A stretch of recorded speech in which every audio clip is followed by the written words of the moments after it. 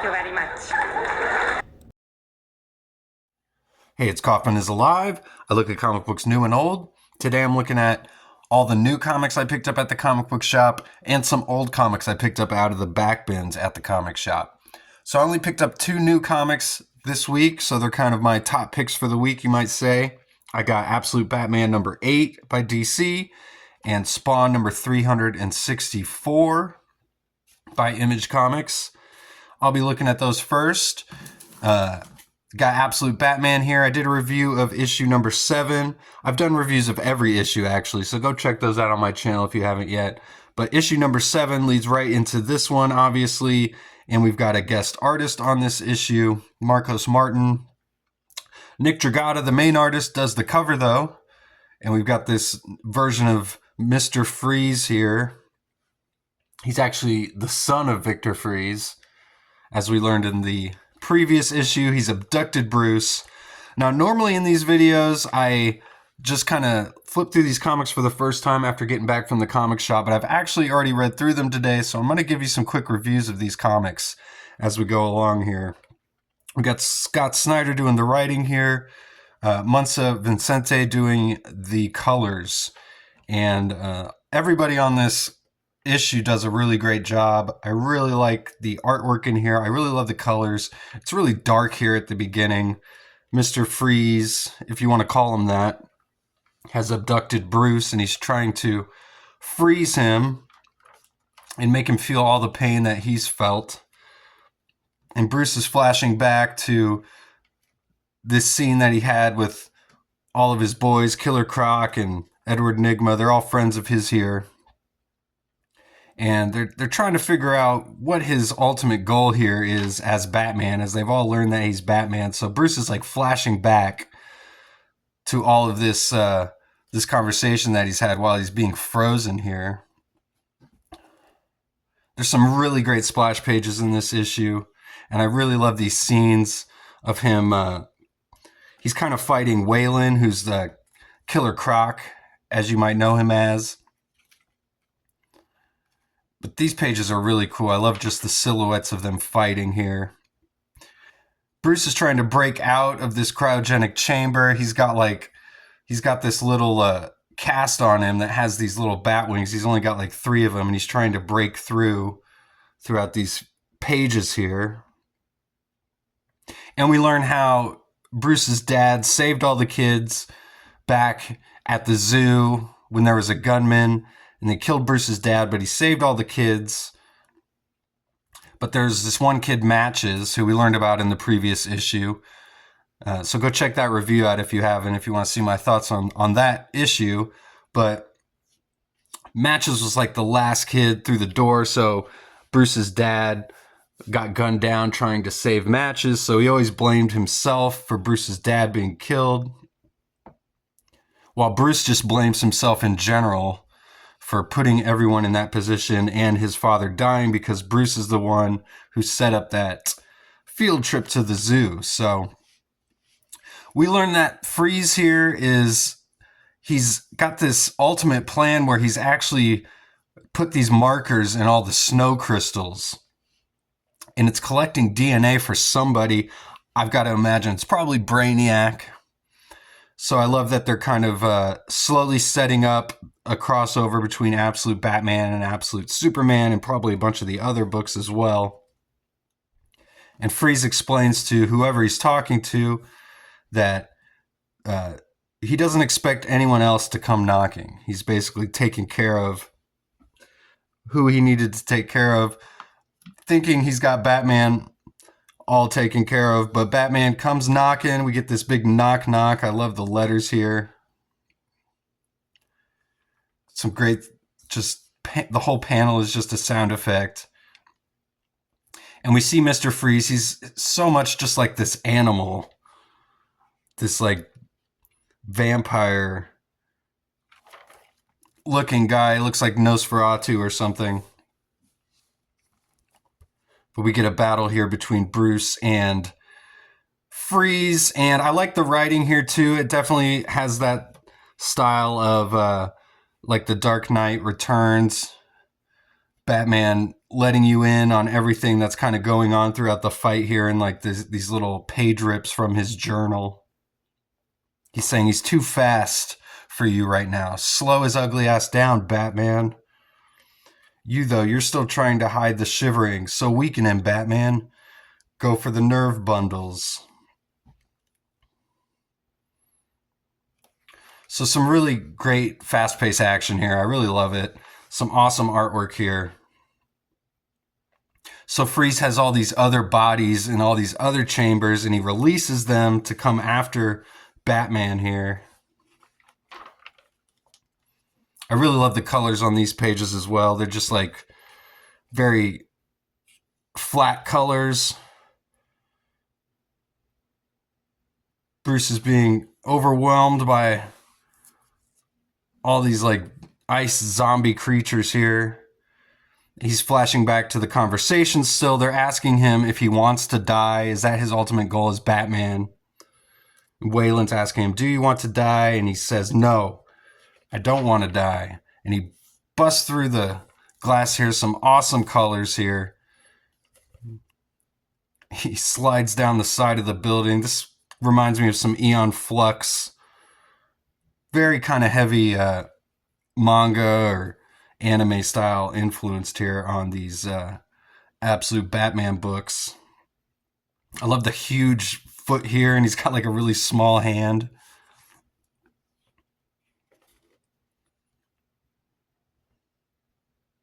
So he calls Wayland, lets him know that there's something in the snow. So we see it's Croc's gym. So Killer Croc here, he's coming in the door, and he gets this like chloroform rag put over his face. He gets knocked out. They say, yeah, he's the perfect specimen. Take him to Arc M, which is like the prison facility. The island off the coast of Gotham is Arc M. There's all these arcs, but the Arc M is in Gotham, of course, like Arkham. So, and they drag him off. As you see in the snow, his groceries left behind. And it says next Bane. So setting up a lot of cool stuff in this issue. Absolute Batman number 8.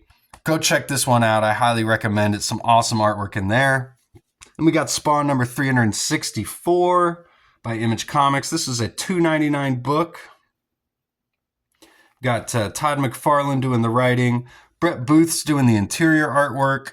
Adelso Corona doing the inks. Robert Nugent doing the colors. Tom Orchikowski doing the letters. The Fede Melee is on the color here, on the cover here. Excuse me. So, Spawn covers generally just cool images of Spawn. They usually don't tell you what's going on in the books too much. That's what I'm here for. So, this was a cool issue. I love Brett Booth's artwork. We get this opening shot here of heaven. We see this is supposed to be God here. He's learning about everything Nyx has done. Nyx is on the throne of hell. She's trying to take over Earth. And basically, God's saying, I'm going to have a painful message for her. We see it's going to be the wrath of God. So then we see the green world, which is this other realm, which is actually where Nyx is from. And we see the deity who is in control of the green world here. It's Gaia. She's finding out the plans of Nyx here. So I love we just get these like giant splash pages of all these deities here. And then we get hell, and in each setting has this 9-panel layout here showing us the settings of every world. Heaven, hell, and the green world. And we get a Nyx here on this splash page. All she wants is Simmons. He's the key to whatever her big plan is. And she's released this giant creature off the coast of the United States. And Spawn has unleashed all of these other teammates of his that he has gathered over the past few issues, including the Scorched, Mandarin Spawn, and Cygor. Gunslinger Spawn is there. We get this awesome double splash page of just all the characters here running into action. I absolutely love it. Some awesome splash pages and double splash pages in this issue. We get another one as they're confronting the giant creature.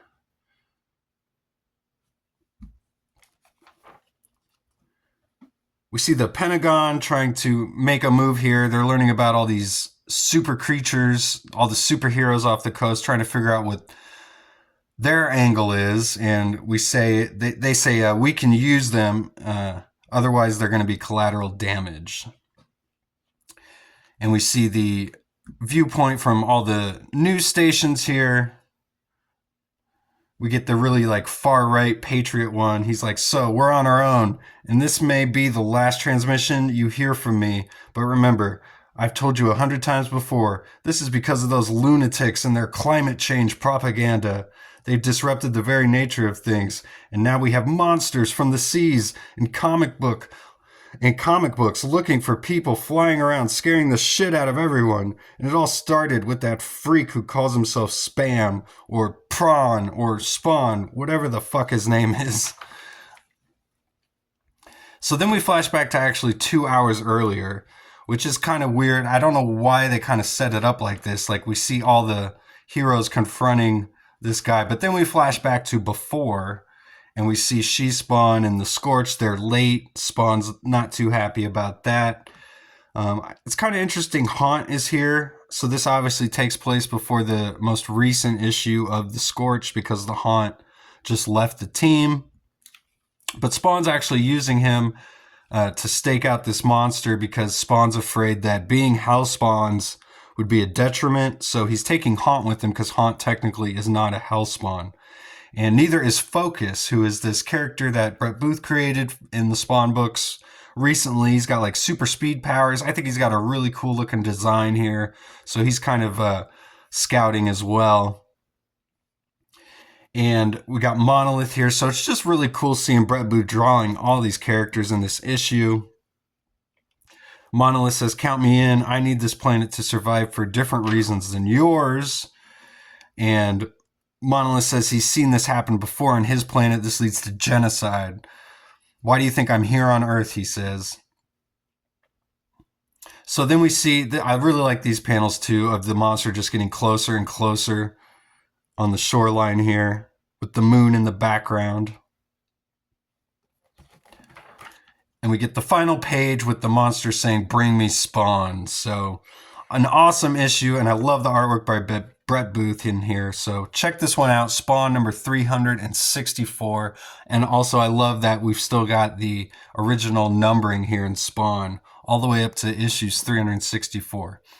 So I got some back issues, like I said.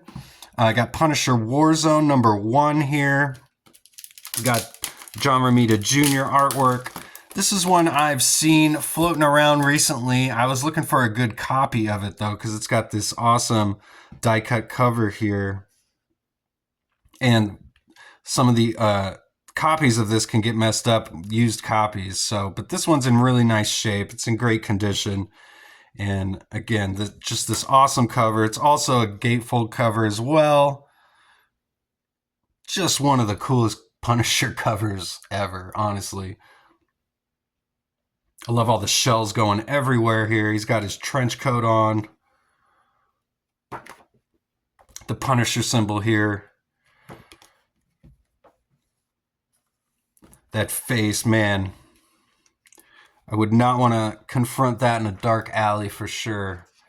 So this issue's cool. Like I said, John Romita Jr., he is doing the artwork on here. Chuck Dixon is the writer. Only the Dead Know Brooklyn is the title of this issue. We got this awesome double splash page. Got to turn the comic sideways to see it here. Punisher showing no mercy.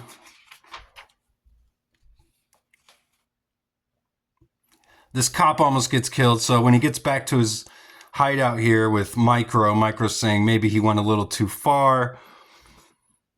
Frank's wondering who Micro's talking to, why he's sneaking out like this, so he follows him.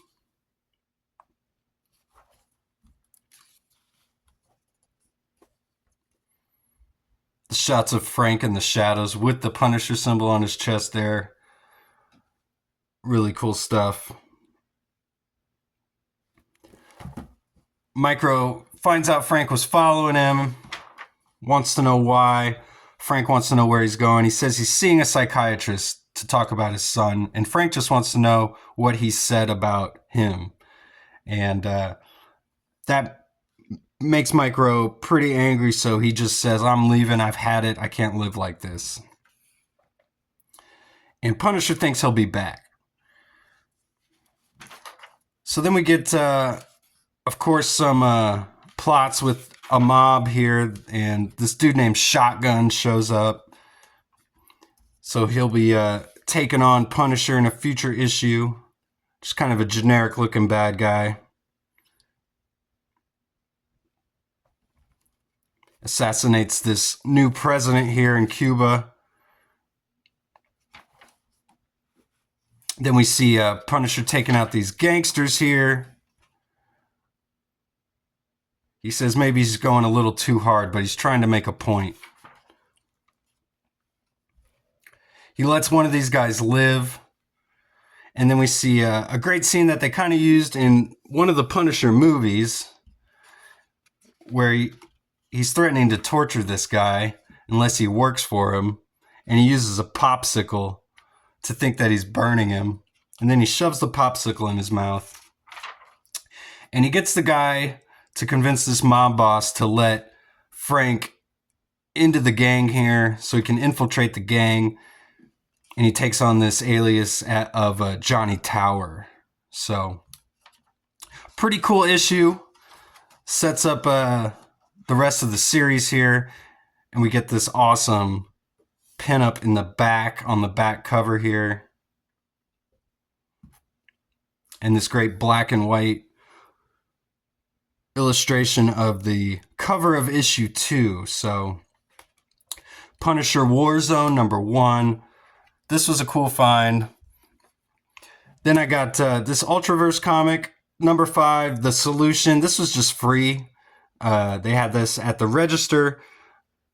It's got an Adam Hughes backup story with the Strangers. It's actually just this little 2-page story, which was kind of the whole reason I just grabbed this one, just because it's got the Adam Hughes backup. We got this story with this guy named Dropkick. I don't know, is this The Solution or is this Dropkick? I think that's Dropkick. But there's some of the artwork in the main story here. Never read too much Ultraverse stuff. I did like the cartoon back from the 90s, if you guys remember that. That was actually a pretty cool cartoon. This is the Adam Hughes pages here. It's just a quick backup, little preview of the Strangers. So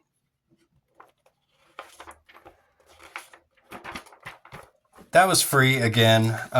Just picked that one up because it was free. Then I was hunting through some Youngblood comics, and I picked up issues 2 and 3 of volume 2 of Youngblood. And if you saw my video last week, I picked up issue 1 of this. So these have got Roger Cruz artwork here on... Actually, this covers Roger Cruz, and he does the interiors on issue 2, and Jimmy Palmiotti does this cover here of the Youngblood team. And like I said, Roger Cruz does issue 3 here on the cover, but then we got Todd Knock doing the interiors. And I just love this Babe Watch cover here. We've got all the characters from Youngblood turned into female versions of them. Well, we got Vote, is that her name? She's already a female, and so is Riptide. But then we get a female version of Die Hard, Shaft, Night Saber, I think was his name, and Badrock. So, and this issue is cool because this is actually the plot of this issue. This isn't just like some variant cover. The whole plot is actually the whole team gets turned into women. So the second issue is just kind of setting up the team here. We get a good look at everybody. It's kind of it's a good team. It's a combination of all the Youngblood, both Youngblood teams that we knew from the first volume. And Again, we get the Roger Cruz artwork. Very reminiscent of Joe Madureira. When I was a kid and I'd see the Roger Cruz artwork, before I knew better, before I was looking at artist names and stuff, I always thought this stuff just was Joe Madureira. So we get Adam and Eve characters here in this book. So we get lots of scantily clad women. Lots of butts all throughout this book. Die Hard saves Riptide here.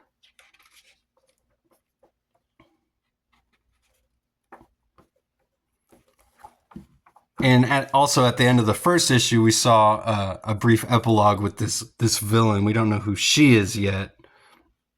Obviously, she's going to be a problem in a future issue. It says next Babe Watch, so we got the preview for that next issue that I have here. Youngblood number 3. Again, I love that cover. Got Todd Nowak doing the pencils in here. He's still doing comic books right now to this day, so this has to be pretty early in his career, I would imagine. I actually didn't even realize he was doing comics this early, so. But like I said, all the characters they actually do get turned into women here in this issue. And they're all trying to figure out what's going on. Even the characters back at the base. Some of the Youngblood characters we hadn't even seen yet in this series. And she's trying to turn everything into just this like female paradise. She's like this crazy Amazonian character. There's the female troll here.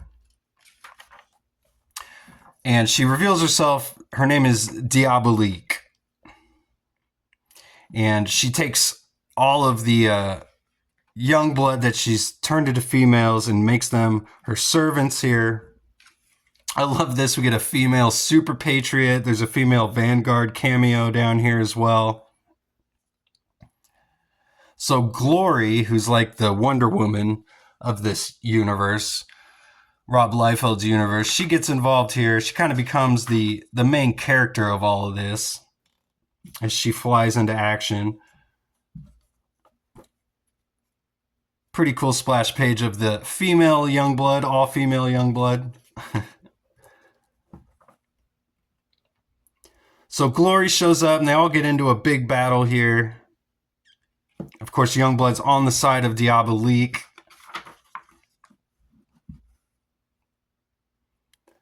She's got her Isle of Paradise here, which is all just females. And they leave Glory to die here on the final panel of this issue. So, and this is to be continued in Glory number 8. So, have to go find that to get the conclusion to this story. But I love this cover, and the concept of this issue is really cool. And the last one I picked up was Youngblood number 1 from Awesome Comics. This is actually Youngblood 1 Plus. So I just found out about this when I got the Youngblood number 1 from this Awesome. This came out in 97, so this was after the Youngblood we just looked at. And it's got this cool foil logo on here of Youngblood. And Steve Skroce is the artist on here. He's a really awesome artist. Go check his stuff out. He did X-Men, and he did the first issue of Youngblood. And what I found out through some viewer comments on my Youngblood video was this series only made it to this 1+ issue. It had one issue, and then it had this extra story that they printed later. So, and that was it. And it's written by Alan Moore. So it's a really awesome team here. This first story, we just learned about this character named Twilight here. She's like a new member of Youngblood. And then we get, as it says, it's a prologue featuring Shaft, and we learn about him putting the team together here. Some awesome artwork again by Steve Skroce. But again, ultimately, this doesn't go anywhere. This series never goes anywhere after all this setup. We see this character, Doc Rocket, and kind of the funny bit in this story is Shaft tells her to get in uniform, so she quickly darts out of her clothes and gets back in uniform. And they've got cameras set up all over the room. So Shaft says that he went back and he watched this almost 1,000 times trying to figure out how she did that, even in slow motion, he points out. So, and then at the end of the issue here, he says, maybe I'll go watch that video again. So they've set up this whole team. We got Suprema, Big Brother, Doc Rocket, Johnny Panic, and Twilight. A lot of new members here. It looks like they had some plans, but it never got off the ground. So it only had the first issue and this one. So, but I thought this was a cool find. It had the foil logo there, like I said, and kind of a rare find. And that's all I picked up for today. A bunch of Youngblood, which is awesome. I've been really getting into Youngblood lately. With the reboot of that, I've been trying to collect some of those old issues that I don't have. Found that Punisher Warzone that I'd been looking for. And again, I got Spawn 364. Definitely recommend this. And Absolute Batman. Definitely recommend that as well. So go check those out. And thanks again for watching. Go check out my channel. I post daily comic book reviews. See you guys on the next one.